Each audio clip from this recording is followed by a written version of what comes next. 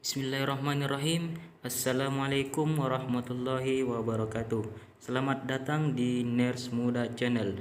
Pada video kali ini kita akan bersama-sama belajar tentang bagaimana cara membaca EKG dengan mudah. Di sini kita sama-sama belajar tentang interpretasi EKG.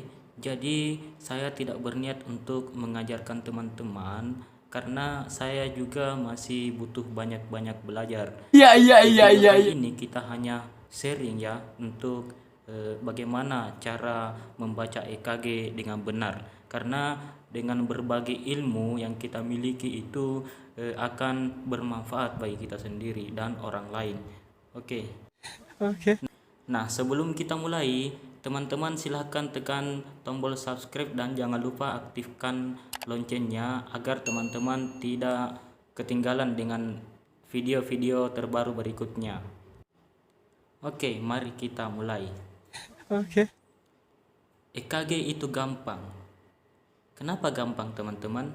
Ya, karena ada caranya. Jika interpretasi EKG ini tidak ada caranya, mungkin akan sulit untuk kita interpretasikan, teman-teman. Tapi menurut saya membaca EKG itu sebenarnya termasuk gampang ya, teman-teman, asalkan kita mau terus berlatih dan berlatih. Karena dengan berlatih kita akan terbiasa dalam membaca EKG atau menginterpretasikan EKG, teman-teman. Oke, kita lanjut saja. Nah, di sini ada 9 langkah dasar membaca EKG.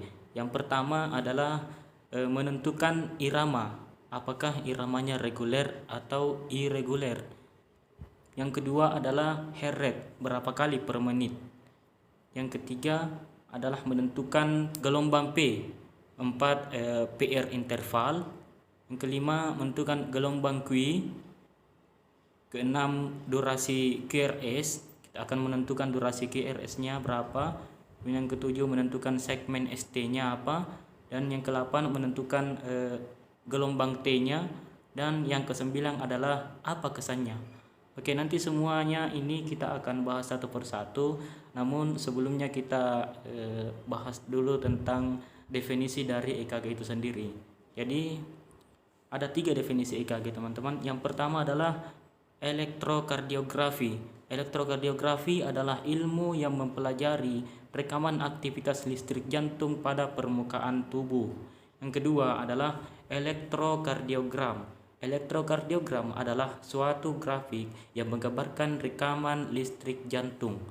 Yang ketiga adalah elektrokardiograf. Elektrokardiograf adalah alat yang mencatat potensial listrik jantung yang dihubungkan dengan waktu. Jadi ketiga definisi ini tentunya berbeda, teman-teman. Kenapa? Karena yang pertama ini adalah elektrokardiografi yang membahas tentang ilmu yang mempelajari rekaman aktivitas listrik jantung. Kemudian yang kedua adalah elektrokardiogram, yaitu suatu grafiknya. Nah, inilah yang akan kita interpretasikan, teman-teman. Yang ketiga adalah elektrokardiograf adalah alat yang digunakan untuk merekam listrik jantung. Oke, kita lanjut. Nah, jadi kita juga harus pahami tentang eksis jantung, tentang arus listrik jantung. Yang pertama adalah nodus sinoatrial atau biasa disebut dengan S-anode. S-anode ini sebagai dominan pacemaker jantung, pacemaker utama, terletak di bagian atas atrium kanan. Kemudian impuls yang diantarkan sebanyak 60 sampai 100 kali per menit. Jadi S-anode ini, listrik jantung itu berawal dari S-anode, kemudian diantarkan ke AV node dan lanjut ke bundle branch. Nah, ini ada gambarnya, teman-teman. Nah, di sini ada titik kuning. Arus listrik jantung berawal dari S-anode di titik kuning ini, ya. Kemudian dilanjutkan ke AV node. Ke sini AV node. Kemudian dilanjutkan kembali ke bundle branch, ya. Nanti sebentar kita jelaskan secara detailnya. Kita lanjut saja. Nah, ini AV node, nodus atrioventricular atau biasa disebut dengan AV node. Aphenoid juga mengantarkan jumlah impuls atrium yang mencapai ventrikel. Impuls yang diantarkan itu sebanyak 40 sampai 60 kali per menit. Nah, ini di sini ada gambarnya. Nah, di tanda kuning ini di sini letaknya aphenoid. Jadi saya ulangi lagi, listrik jantung itu pertama di S anode, ya, kemudian turun ke aphenoid dan dilanjutkan ke bundle branch. Nah, kita sekarang pindah ke bundle branch. Bundle branch atau biasa disebut dengan bundle His, ya. Bundle branch ini berada di bagian atas septum intraventrikuler, menghubungkan langsung dari aphenoid ke cabang berkas His. Tidak menghasilkan impuls. Nah, bundle branch ini tidak menghasilkan impuls, tapi dia hanya meneruskan impuls dari S anode ke aphenoid dan ke bundle branch, ya.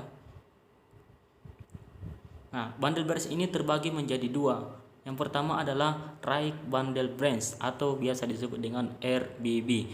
RBB inilah yang mengantarkan impuls ke ventrikel kanan, right bundle branch, ya. Mengantarkan impuls ke ventrikel kanan. Kemudian yang kedua adalah left bundle branch atau LBB. LBB ini mengantarkan atau menghubungkan impuls ke ventrikel kiri. Nah, ini ada gambarnya. Saya ulangi lagi, kita harus pahami betul tentang akses jantung, bahwa yang pertama bermulanya listrik jantung di S anode, ya, di sini di S anode. Kemudian turun ke aphenoid dan dilanjutkan ke bundle branch. Ini bundle branch right bundle branch, ini left bundle branch. Bundle branch kanan dan ke ventrikel kanan dan ke ventrikel kiri. Oke, kita lanjut.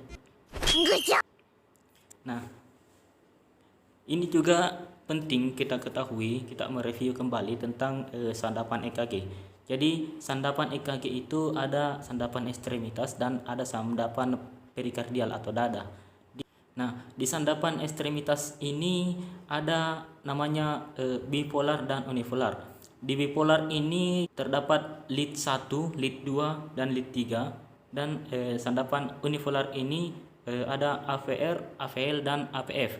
Kemudian di perikardial atau dada, sandapan unipolarnya ada V1, V2, V3, V4, V5, dan V6. Jadi di dalam satu kertas EKG itu terdapat 12 sandapan yang standar. Jadi ada 12 lead yang harus kita perhatikan di dalam satu kertas EKG itu.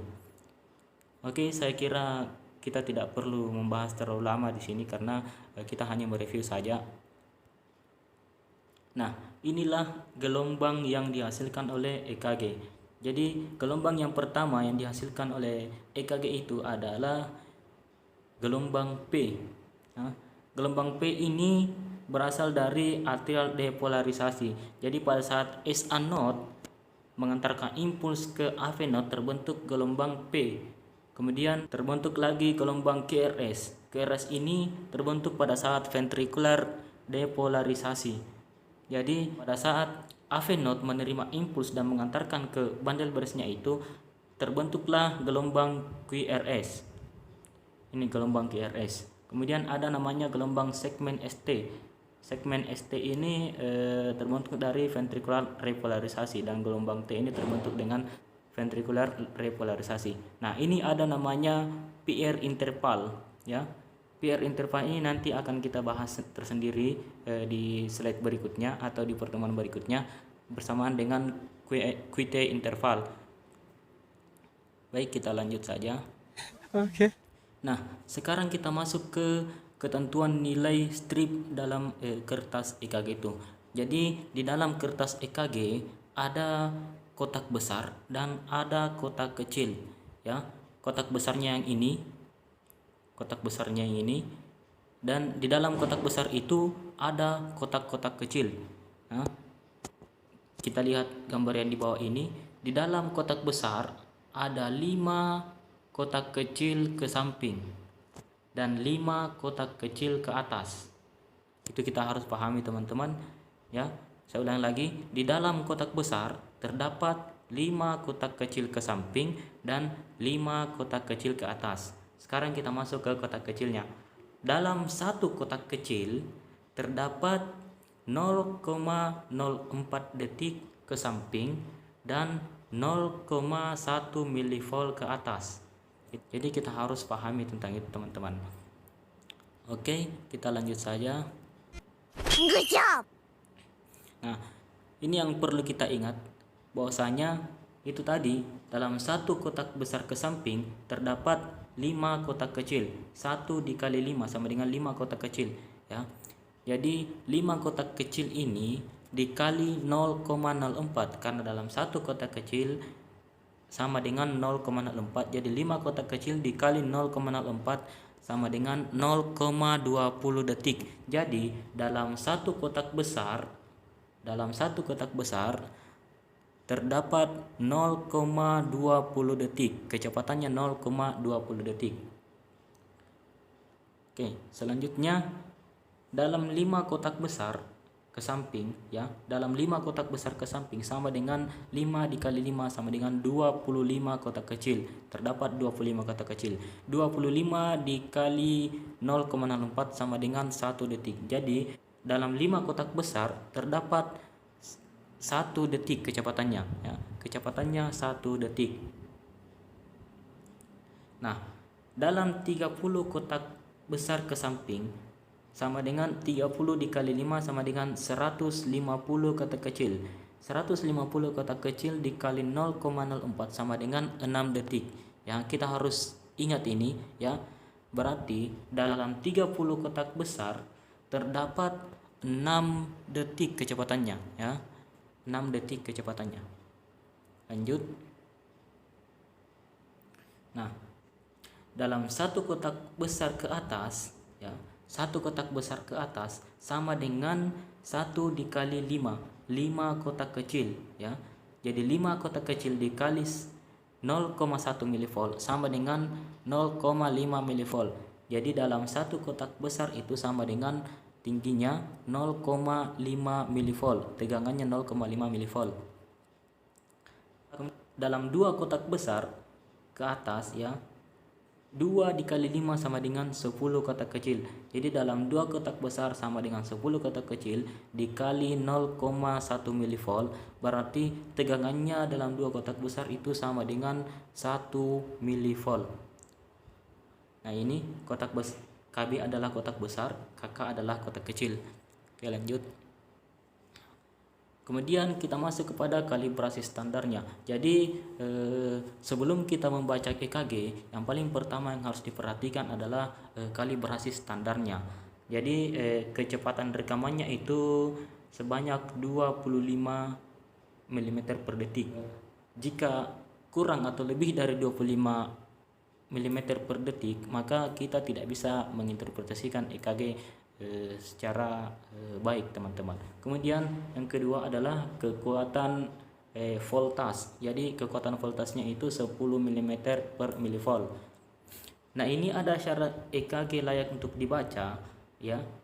Jadi di dalam gambar EKG itu harus ada identitas pasien, ya, termasuk nama pasien, umur, tanggal lahir, jam pemeriksaan, dan sebagainya. Kemudian yang kedua adalah kalibrasinya, ya. Itu tadi kalibrasi yang harus kita gunakan adalah kalibrasi standar. Kecepatan rekamannya itu 25 mm per detik. Kemudian yang ketiga adalah kabel terpasang dengan benar. Kabel atau sandapan-sandapannya itu harus terpasang dengan benar, ya. Karena jika tidak terpasang dengan benar, maka kita juga akan sulit untuk menginterpretasikan EKG. Oke, lanjut. Oke, sekarang kita masuk ke langkah yang pertama dari 9 langkah yang tadi yang kita sudah bacakan. Kita masuk ke langkah yang pertama. Yang pertama adalah menentukan irama. Ya, bagaimana cara menentukan iramanya? Caranya adalah kita menghitung jarak antara R ke R, ya. Ini gelombang R-nya. R. Jadi kita menghitung jarak antara R ke-1 ke R ke-2, R ke-2 ke R ke-3, R ke-3 ke R ke-4 dan seterusnya itu sama, berarti iramanya adalah irama reguler atau teratur karena jaraknya sama antara R dengan R ke R, ya. Nah, sekarang kita lihat di gambar yang bagian bawah. Apakah iramanya teratur atau tidak? Coba kita lihat dari R pertama ke R kedua ada 5 kotak kecil, 5 kotak besar. R kedua ke R ketiga 5 kotak besar. R ketiga ke R keempat lebih dari 5 kotak besar. Berarti dia ini adalah irregular karena dia tidak teratur, irama tidak teratur. Berarti untuk menentukan irama untuk menentukan irama apakah teratur atau tidak, kita lihat dari jarak antara R ke R antara R1 ke R kedua, R kedua ke R ketiga, R ketiga ke R keempat dan seterusnya. Jadi saya rasa untuk menentukan irama EKG ini cukup mudah ya teman-teman. Baik, kita lanjut saja ke slide berikutnya. Oke. Yang kedua adalah menghitung heart rate. Bagaimana cara menghitung heart rate? Ini ada 3 cara teman-teman. Ada 3 cara untuk bagaimana caranya menghitung heart rate-nya menghitung frekuensi nadinya ya teman-teman. Jadi kita coba cara yang pertama. Cara yang pertama adalah HR sama dengan 30 dibagi jumlah kotak besar antar R. Oke, 30 dibagi jumlah kotak besar antar R. Coba kita lihat di gambar yang pertama.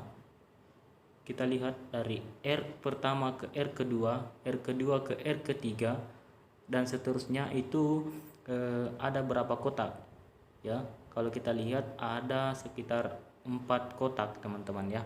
300 dibagi 4 kotak besar sama dengan 75. Berarti HR-nya ini, HR pada gambar di atas ini adalah 75 kali per menit. Oke. Nah, itu langkah yang pertama. Kemudian kita lanjut ke langkah yang kedua ya. Kita lanjut ke cara yang kedua adalah HR sama dengan 1500 dibagi jumlah kotak kecil ya. Jadi langkah yang pertama tadi itu dibagi jumlah kotak besar, dan langkah yang kedua ini dibagi dengan jumlah kotak kecil ya.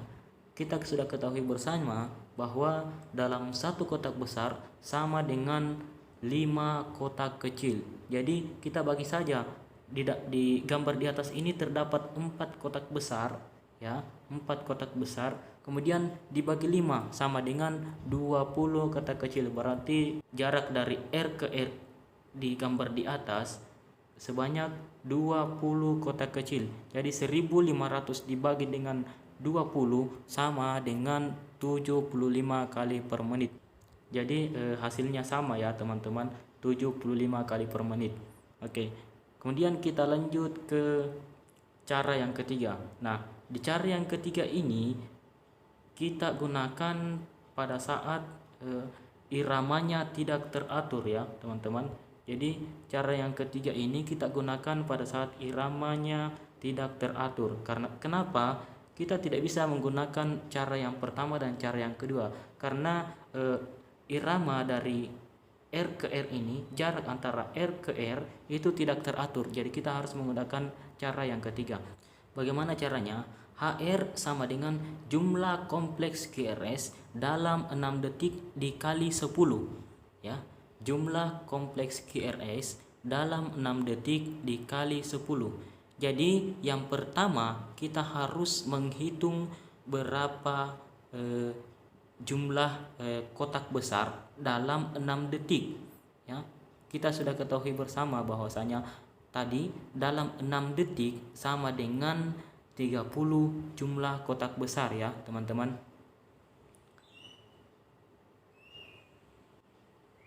Jadi ini ya teman-teman, kita kembali ke sini.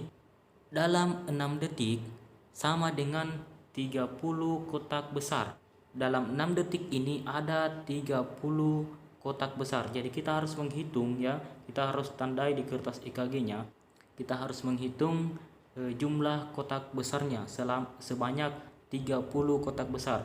Jadi yang pertama kita harus tandai ya, tandai di sini, kemudian kita hitung 1 2 3 4 5 6 7 8 9 10 11 12 13 14 15 16 17 18, 19, 20, 21, 22, 23, 24, 25, 26, 27, 28, 29, 30 ya.